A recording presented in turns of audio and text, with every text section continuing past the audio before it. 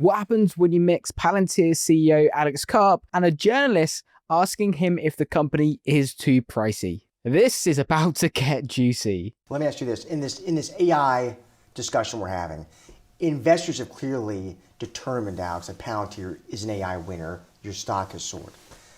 I talked to some analysts who cover Palantir. I want your reaction to this. And I'll ask them, you cover Palantir, why isn't Palantir a hold? And here's what they'll tell me. They'll say, I like Karp, I like the company, I like the tech, but it is too pricey. Okay, great. It's too expensive. We're at nosebleed levels. What do you say to that? Great. How often have you been right in the past?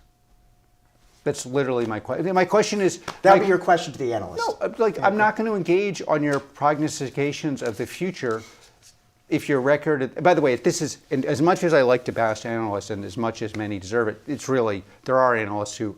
I think some of the analysts say that. I think some of them say, look, I was wrong in the past and now I'm looking deeper. So one can't generalize even about analysts. But I would say all sorts of people who have, let's say, all sorts of people that have negative attitudes towards Palantir, or broadly defined.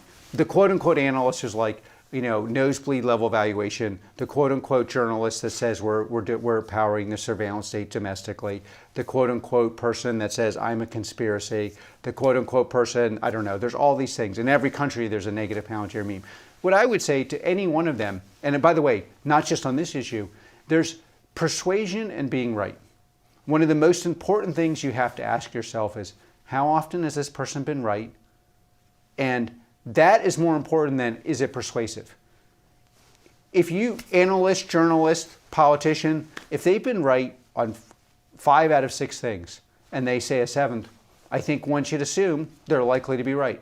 What if they've been wrong about all those things? And by the way, where I do have a bone to pick with like traditional financial people, including their minions, the analysts, some of them, not all, is, do you know how much money you've robbed of people with your views on Palantir? Like, it's like they have all these views. There's no downside risk for their view. At what point, it's like, it really should be next to every statement. I said don't buy Palantir at 6. I said don't buy Palantir at 12. And the welder, plumber, technician who didn't buy it or sold too soon, I owe them money. And by the way, let me tell you something about Palantir that is very positive. By my reckoning, Palantir is one of the very few, if not the only, where the average American bought and the average sophisticated American sat on the sidelines or sold. What do you think explains that? Yeah, because the average American was a lot smarter than they were and listened and was not bigoted, like was not held down by a whole set of training beliefs that were wrong. Like, what does it mean to build enterprise? What does it mean to have FTEs? What does it mean to go to market? What does it mean to get paid? Does your enterprise have to be parasitic? Should it be a parasitic? Should the host essentially be paying for the privilege of making your company larger and getting no value except for a weird feeling that you get from the parasite that you're better than you are? It's like essentially replicating the whole woke mind virus in the enterprise. They were open. By the way, they were also not only, they were not bigoted against some obvious truths that we've been saying for 20 years. By the way, these views when they were not popular. Like what, Alex? Like America is a better way to organize and live than any other place in the world. That even though it's better, we shouldn't be exporting, or especially it's better, we shouldn't export. We don't need to export our values abroad. We need to be strong enough in America so that nobody screws with us. Including my views on the border, like we should have an actual border, we should have an actual culture, we should have meritocracy, we should not tolerate discrimination, and discrimination means against white males or whatever that is. We should build the best products. The products are going to have to be much better than any other products in the world, or they're not going to get implemented. All these things we've been saying for 20 years, and you know what? They pissed off a lot of people in the elite. You know who they didn't piss off? The same people we're also making AI work for. The truck drivers, the plumbers. I run into people all over America and quite frankly all over the world. People who have like normal means who are now rich because of Palantir. You know who's not rich because of Palantir? The people who read the Analyst notes and the people who wrote them. And you know what? They're also still kind of angry because while they're cruising along in their broken down car, the person cruising next to them in their beautiful Tesla is an actual worker in this providing actual value who may have gotten rich on Palantir. By the way, I love that.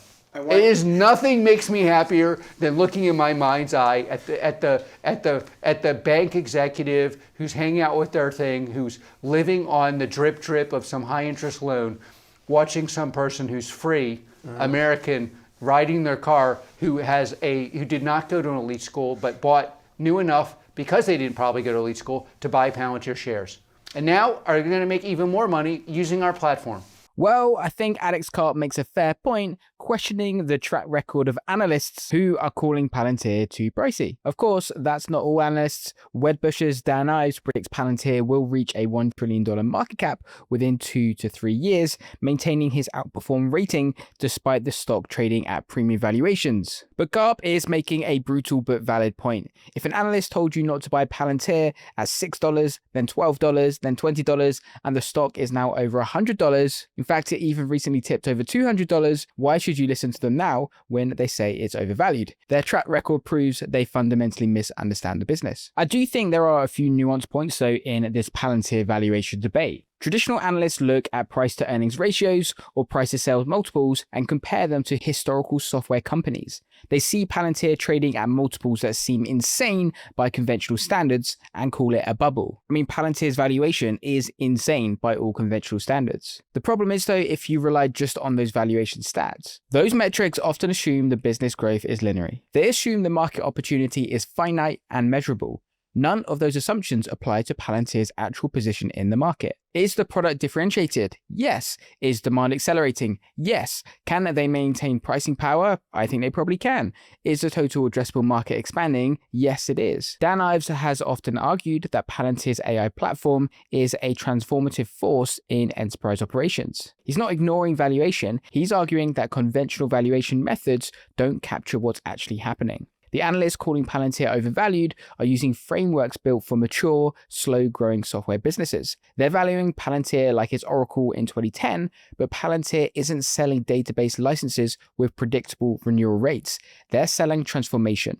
When a defense contractor implements Palantir and suddenly can process intelligence 10 times faster, that's not a software purchase, that's a capability upgrade that changes military outcomes. When a manufacturer deploys Palantir and cuts defect rates in half, that's not IT spending, that's margin expansion that drops straight to the bottom line.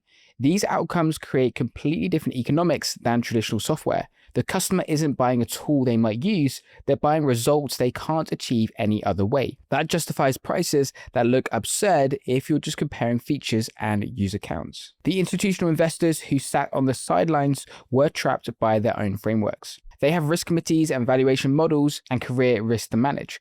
Buying a stock trading at nose-bleeding multiples requires justification. It's easier to wait for a pullback, but it might never come. But Alex's real target isn't just analysts who got the valuation wrong.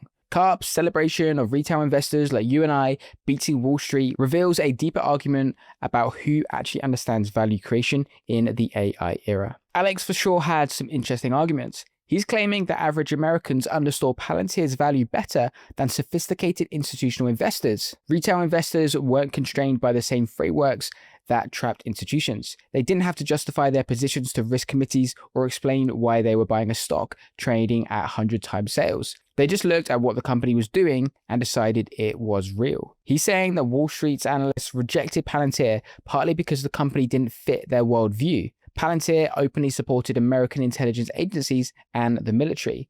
They took controversial positions on borders and national security. They refused to apologize for working with ICE or the Pentagon. You or I may or may not support or disagree with those things, but you can't deny that Alex and Palantir were bold in supporting the vision they supported. In elite circles where most analysts operate, those positions are radioactive. Supporting the surveillance state, enabling deportations, building weapon systems, these are things you're not supposed to celebrate if you want to maintain social status in places like San Francisco or New York. So analysts found reasons to be skeptical. The business model was too consulting heavy. The margins would never scale. The product was too complex. The government business was too concentrated. There was always some rational sounding reason not to recommend the stock. Meanwhile, retail investors in Middle America and even me in the UK looked at Palantir and saw a company that aligned with their values. Strong national defense, border security, meritocracy over diversity metrics, building products that actually work rather than checking boxes. These people bought the stock because they believed in what the company stood for, not despite it. This created a fascinating inversion. Usually, retail investors are the dumb money chasing trends, while institutions get the best returns. Maybe now the institutions are the dumb money. Palantir flipped it. Retail bought early and held, institutions stayed skeptical until the performance became undeniable. Alex's image of bank executives watching a blue-collar worker drive by in their Tesla bought with Palantir gains, which ironically isn't a million miles away from myself. He's saying the people who got rich weren't the ones with elite credentials and analyst reports. They were the ones who trusted their own judgment about what creates value. The parasitic enterprise software point also comes back to another point Karp made in a recent interview. Most enterprise software is designed to extract maximum revenue from customers while delivering minimum value. It creates dependency through vendor lock-in rather than genuine results. The analysts understand and reward that business model because it's predictable and profitable. Palantir does the opposite. They build products that customers genuinely need and can't live without. That makes the business harder to model and value. You can't just multiply user counts by average contract values. You have to understand whether the product actually solves problems that matter. Retail investors made that judgment correctly. Analysts did not. And now those same analysts are trying to tell people the stock is too expensive after missing years of gains. YouTube isn't just entertainment, it's one of the best client acquisition tools because it builds trust at scale. We've helped businesses grow from scratch to a $100,000 a month just by launching them a YouTube channel. Book a call with me below and let's see how YouTube could help your business scale.